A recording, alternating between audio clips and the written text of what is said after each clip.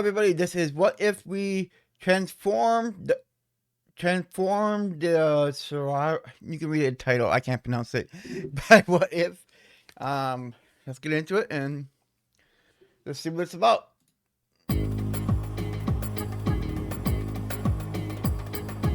In an effort to fight climate change, the Sahara Desert could be going green. Literally. Plans are being made to terraform the entire Sahara Desert, changing it from a dry, barren landscape to a lush green space. If successful, the transformation could remove 7.6 billion tons of atmospheric carbon yearly. How could we change the nature of such a vast, isolated landscape? Could we afford the giant price tag that would come along with it? And have we ever done anything like this before?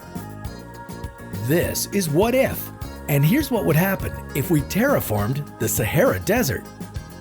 The Sahara Desert is 8.6 million square kilometers in size. It's roughly the size of America, if you filled America with sand and took away all the trees. Terraforming an area this massive wouldn't be easy. In fact, it would cost about $2 trillion a year, and unfortunately, the price tag would just be the beginning of our obstacles. What kind of environmental domino effect would this create? Plants and trees are the lungs of the earth, and right now we could use a lot more of them. A single hectare of trees can absorb the same amount of carbon dioxide you would produce by driving a car for 100,000 kilometers. If we could successfully terraform the Sahara, it would result in millions of hectares of trees being added to the battle against climate change. That all sounds great, but what are the odds we could pull this kind of transformation off? Believe it or not, we already have, just on a smaller scale. China's Kibuchi Ecological Restoration Project saw the successful greening of 1/3 of the Kibuchi Desert, with 70 different plant species over a 30-year time span. How could we scale that up for the largest hot desert on Earth? One idea is to plant crops and trees and then pump desalinated water from the coast of the Sahara to irrigate them. To prevent evaporation, the water would be carried by underground pipes to reach the roots directly. Okay. The ideal things to plant would be eucalyptus trees, since they're hardy and they do well in hotter climates. Plus, they grow quickly and could be economically beneficial for the region.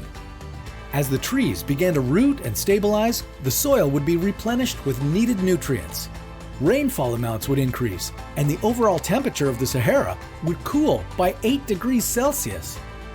Okay, so with time running out in our fight against climate change, why aren't we moving faster on such a significant potential solution? Money. Well, first off, did we mention that it would cost $2 trillion a year?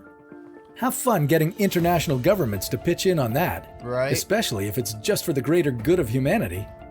But even if we could afford it, Good luck in the terraforming United the Sahara States in Desert general would do it. come with its fair share of issues. As the region becomes wetter as a result of millions of new trees being planted, the risk of locust plagues increases. Yeah, that's right, locusts. The swarming pests, best known for their biblical associations. Wait, locusts can't be that bad, can they? Well, a small swarm eats more than what 2,500 people can eat in a day, so yeah, they can be that bad. However, the biggest problem with terraforming the Sahara would be the environmental domino effect it would create. The Sahara's sand gets carried in the air by wind power and is deposited in South America after crossing the Atlantic Ocean. The dust picks up moisture during its journey, and when it falls from the sky, rain comes along with it. This dust and rain combo falls on the Amazon rainforest, helping to fertilize it and providing the ecosystem the water that it needs. No Sahara could potentially mean no more Amazon rainforest, unless someone else steps in with a plan to avert that crisis. So, even though a green Sahara would lower our carbon emissions, would it be worth potentially destroying another part of the planet? Maybe, instead of terraforming one giant location, we should spread our greening out around the world. But that's a topic. That's pretty interesting. About getting the governments to pitch in and help. That's never going to happen. Never. They don't give a shit about the earth. They just care about money in their pockets. Especially the United States government. And before you say in the comments, yeah, that's the Democrat Party, all they care about money, or that's the Republican Party, I'm not going to argue with politics with you guys, but I say that both party systems, period. Doesn't matter what party it is, they still all they care about is money. Anyways, thank you so much for watching this video. I'll see you guys in the next video.